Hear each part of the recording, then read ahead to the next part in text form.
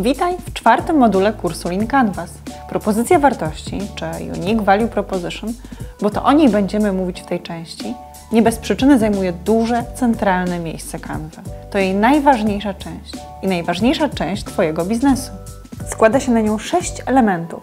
Jakie zadania czy cele chce osiągnąć Twój klient, także na poziomie emocjonalnym lub społecznym, przeciwności i bolączki, które wiążą się z ich realizacją, oczekiwania, jakie w tym obszarze ma klient oraz bezpośrednich odpowiedzi Twojego biznesu na te kwestie.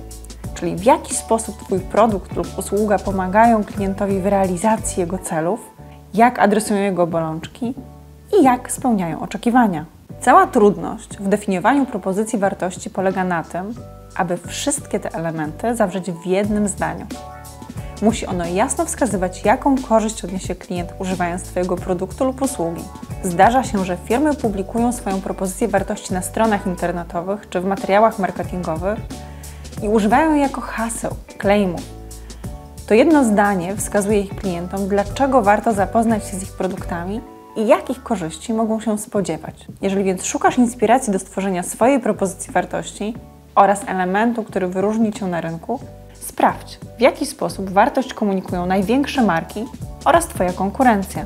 Pamiętaj jednak, aby nie popełniać dość poważnego błędu i nie stawiaj znaku równości pomiędzy propozycją wartości a produktem, traktując je jako tożsame.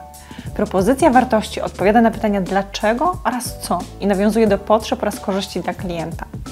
Tymczasem, myśląc o produkcie, będziesz sobie zadawać pytanie jak. Jak tę wartość chcesz dostarczyć? Podsumowując, propozycja wartości jest celem, do którego będzie dążyć Twoja firma, a produkt jest jednym ze sposobów jego realizacji. Spójrz na przykład znanego lekarza. Firma, kierując swój przekaz do pacjentów, mówi: znajdź lekarza, umów wizytę. W ten sposób komunikuje im, co mogą osiągnąć dzięki oferowanej przez nią usłudze. Jeśli się jednak nad tym zastanowimy, to przecież umówić wizytę czy umożliwić szybki dostęp do lekarzy specjalistów można na wiele sposobów i z użyciem różnych technologii. Edward AI komunikuje swoim klientom to, że ich produkt, czyli wirtualny asystent sprzedaży, pozwoli im więcej sprzedawać.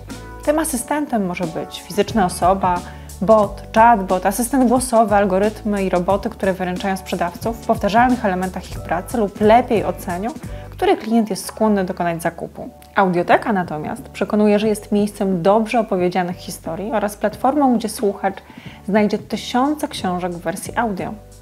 Podkreślają tym samym zarówno jakość, jak i dużą liczbę dostępnych produktów. Pod każdą z tych propozycji wartości może kryć się wiele rozwiązań i funkcjonalności. Skupiają się one nie na produkcie, ale na tym, co klient dzięki nim zyska. Więc kiedy będziesz tworzyć propozycję wartości dla Twojego biznesu, nie skupiaj się na szczegółach rozwiązania. Myśl raczej o kliencie i o korzyściach, które osiągnie używając Twojego produktu lub usługi. Bo jeśli Twój klient ma problem, to w pierwszej kolejności będzie ważne dla niego, czy i jak mu pomożesz go rozwiązać, a nie jakich narzędzi do tego użyjesz. To pole Canvy może sprawiać pewne trudności, zwłaszcza jeśli wypełniasz je po raz pierwszy. Dlatego nie przejmuj się, jeśli nie uda Ci się tego zrobić od razu. Pamiętaj, że Canva to żywy, zmieniający się dokument i zbiór Twoich potwierdzonych i niepotwierdzonych hipotez. Narzędziem pomocniczym, które zdecydowanie polecam Ci do wypełnienia omawianego w tym module pola, jest Canva propozycji wartości. A skoro Twoi klienci oraz wartość, którą chcesz im dostarczyć, są sercem Twojego biznesu, warto poświęcić im więcej czasu i jak najdokładniej opisać te obszary. Ta dodatkowa Canva skupia się na 6 wspomnianych przeze mnie wcześniej elementach. Przyglądając im się dokładniej, zwiększasz szansę na to, że wartość Twojego biznesu będzie jak najlepiej dopasowana do potrzeb i problemów klienta. W tym module znajdziesz nie tylko jej szablon do pobrania, ale też rekomendację książki, która poszerzy Twoją wiedzę na ten temat. Kiedy już stworzysz propozycję wartości, przetestuj ją. Jak? Jednym ze sposobów jest stworzenie prostej strony lub stron internetowych w przypadku, kiedy chcesz przeprowadzić testy AB. Linki do takich kreatorów stron również znajdują się w tym module. Postaraj się sprawdzić, czy Twoja propozycja wartości skłoni klienta do wykonania konkretnej akcji, na przykład do pozostawienia e-maila lub nawet zakupu. W tym celu umieść na stronie informację o tym, co klient może zyskać i cenę oraz przycisk kup. Po kliknięciu w niego nie musi nic się zadziać. Potraktuj to jako testy. Kiedy Twoja strona będzie już gotowa, poinformuj o niej klientów. Możesz to zrobić, kierując na nią kampanię AdWords na Facebooku, LinkedInie czy za pomocą innych narzędzi. Pamiętaj jednak, aby w Twoją stronę wpięte było narzędzie, które pokaże Ci, ile osób na nią weszło i wykonało oczekiwaną przez Ciebie akcję. Na przykład kliknęło kup lub zostawiło e-mail. Podstawową analitykę, która zmierzy konwersję i skuteczność Twoich komunikatów, oferują wspomniane kreatory stron.